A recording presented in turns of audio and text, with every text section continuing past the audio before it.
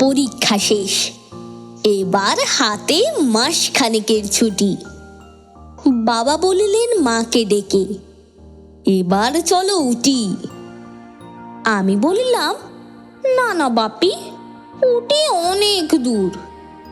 এবার চলো সেই যেখানে আকাশ সমুদ্র। কোথায় সেটি? বাবা বলিলেন, বল না দেখি খুঁজে। আমি বলিলাম, বলতে পারি এক্ষুনি চোখ বুঝে।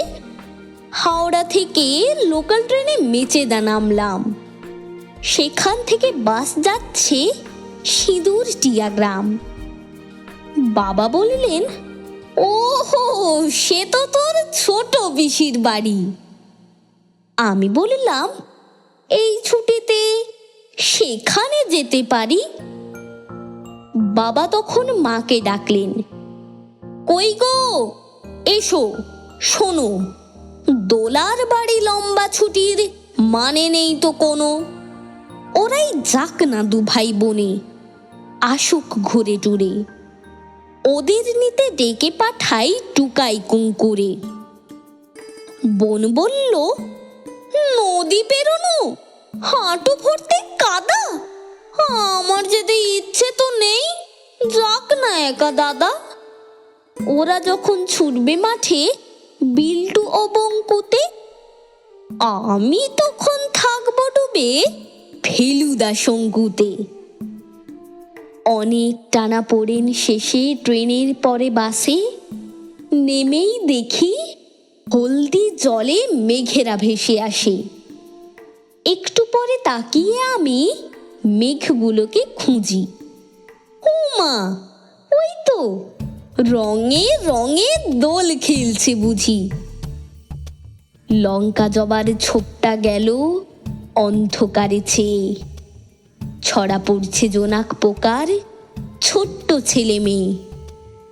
সকালবেলা ছুট পাই পাই মস্ত বড় মাঠ, মাঠ পেরিয়ে বনে গিয়েই ভূতের ভয়ে কাঠ। রোদ বৃষ্টি রামধনু আর জ্যোৎস্না লুটোপুটি। দেখতে দেখতে ফুরিয়ে এলো মস্ত বড় ছুটি।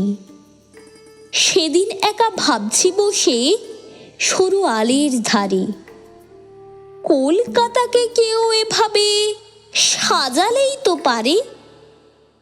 এমন সময় নবীন দাদু বলল ডেকে, কেও তোতন নাকি, করছো কি ভাই, আমার বাড়ি যেও। আমি বললাম, পরের বারে যাব সময় করে। দু এক টুকরো জ্যোৎস্নাতে আজ পকেট গেছে ভরে।